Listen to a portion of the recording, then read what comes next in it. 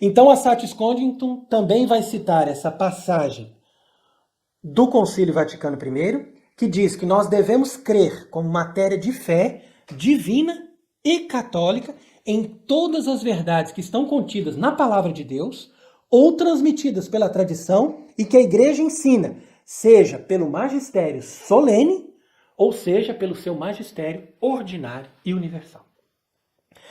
Então, com isso, nós conseguimos entender que não há sentido em fazer esta unidade entre todos os cristãos ou esta unidade entre todas as religiões, buscando um bem comum, enquanto nós não tivermos a compreensão que o verdadeiro bem da humanidade começa com a adesão da verdade. Porque se você não aderiu à verdade, como você vai se salvar e ter a vida eterna? E se você não tem a vida eterna, o que vale ter os bens nesse mundo? Essa é a reflexão. Então, vem pessoas para mim e dizem, mas de fato ainda existem muitas igrejas evangélicas que são sérias. Nós temos que apoiar também essas igrejas. Mas como pode existir uma igreja evangélica séria?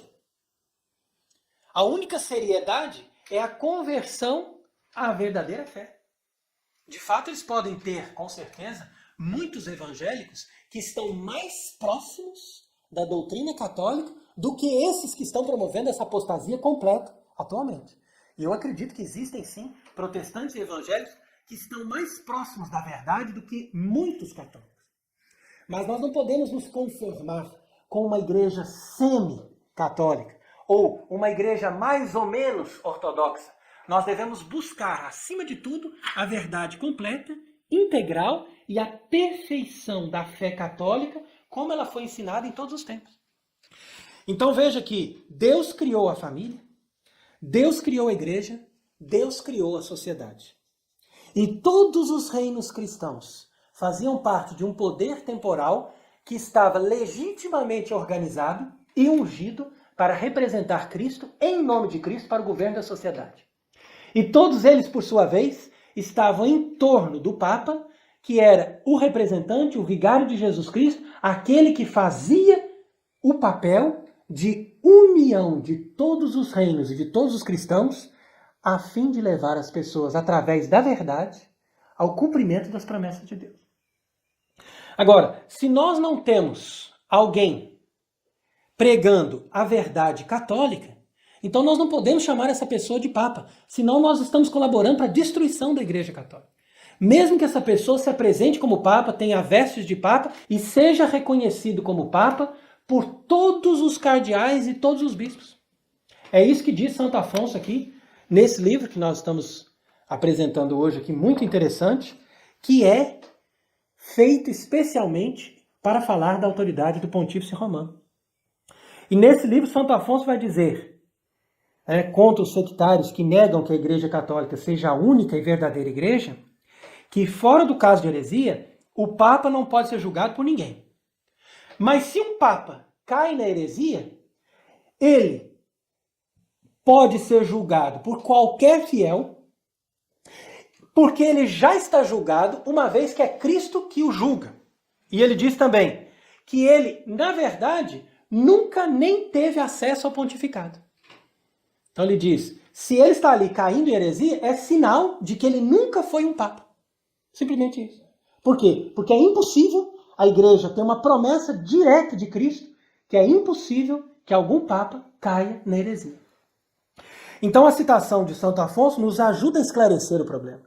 Porque as pessoas estão dizendo hoje em dia coisas verdadeiramente estranhas à doutrina católica.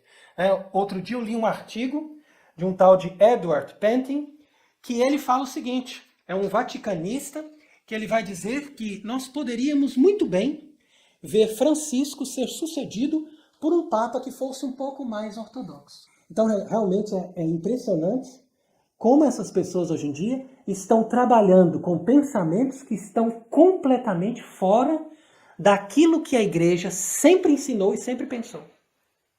E quando nós falamos de um mau Papa, nós podemos dizer que ele talvez tenha sido um mau Papa por alguma questão política ou por algum pecado que ele tenha cometido. Mas nunca por nos ensinar alguma coisa que não corresponde à fé católica e ortodoxa.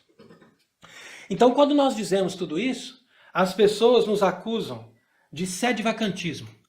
Mas é interessante a gente pensar o termo na medida em que não é possível uma pessoa ser sede-vacantista. Ninguém pode ser alguma coisa que depende de uma situação provisória. Mas é lógico, é evidente que se a igreja que Francisco representa e todos os cardeais e bispos que o reconhecem como Papa fossem verdadeira hierarquia da Igreja Católica, é lógico que ele seria um Papa legítimo, sucessor desta mesma igreja. Mas é por isso então que nós vamos nos argumentos mais profundos que mostram, segundo a profecia de La Salette, que a Igreja Católica seria eclipsada, ou seja, que ela seria substituída por uma outra igreja. Então, se nós temos aí tantos anos que a igreja ficou sem um Papa legítimo, é justamente porque a igreja não está mais aí. Ela está cada vez sendo mais e mais substituída por esta igreja que agora se manifesta totalmente em oposição com a Igreja Católica. E isso tudo é provado por livros como esse, escrito pelo padre Constant, que fala da história da infalibilidade dos papas. Então é interessante que ele vai dizer ali que todos os inimigos da igreja se esforçaram em todos os tempos para difamar a sede de Roma e dizer que um papa poderia ter caído em alguma heresia. E ele prova por argumentos da história e por documentos que isso jamais aconteceu. E foi através de estudos históricos como esse que o Concílio Vaticano I se baseou para consolidar essa doutrina através do dogma da infalibilidade papal. Então eu vejo que hoje nós vemos aqui muitas discussões em torno do tema, mas as pessoas não estão se baseando naquilo que é mais importante. Ou seja, o que é mais importante não é nós termos uma unidade em torno de um Papa que não prega a fé católica, numa igreja que já não é mais a Igreja Católica, mas é um aglomerado de seitas, cada uma com a sua doutrina, com a sua liturgia, com a sua expressão, e que nós vamos ali tentar fazer uma unidade com aquilo. Ao contrário disso, nós deveríamos pensar naquilo que nós estamos vivendo como um caso único na história, que nos traz uma grande calamidade, mas ao mesmo tempo uma grande purificação. Porque sempre que Deus nos permite tamanha situação de confusão, de penúria e de armadilhas, Ele o faz porque Ele quer que nós tenhamos essa capacidade de discernir a verdade do erro através da nossa humildade, da nossa oração e, sobretudo, da verdadeira adesão à doutrina católica. Então é por isso que eu estou convidando todas as pessoas nesta nossa conferência de hoje a se aprofundarem sobre a doutrina do papado.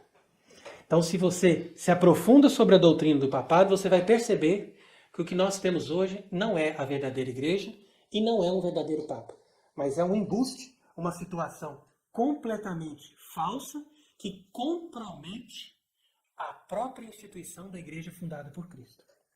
E é assim que você percebe que em La Salette, Nossa Senhora não disse o Papa perderá a fé, mas ela disse Roma perderá a fé. Então, quando ela diz Roma, ela sabe muito bem que ali em Roma não está um Papa, mas ali está uma situação que simula, que faz um teatro como se toda a estrutura da igreja estivesse de pé, mas, na verdade, tudo aquilo é feito em forma de mentira, e esta é mais uma grande mentira que as pessoas hoje estão engolindo e, por isso, estão também sendo cada vez mais confundidas. Então, em meio a tantas mentiras e a tantas enganações, é preciso que nós tenhamos uma orientação segura. Então, é por isso que Monsenhor Viganò veio nessa entrevista nos exortar a acreditar naquilo que a igreja sempre acreditou e a viver aquilo que a igreja sempre viveu. Esta é a solução segura para esses tempos de confusão, de mentira e de apostasia. Lembremos muito bem, meus amigos, que jamais seria possível esta apostasia que precede a vinda do anticristo com um verdadeiro Papa instalado ali na sede de Pedro. Então é por isso que você tem que lembrar daquilo que Jesus perguntou a ele. Pedro, tu me amas? E Pedro então responde, eu te amo. No sentido de que ele reconhece que Cristo é Deus e que nós devemos amar a Deus sobre todas as coisas.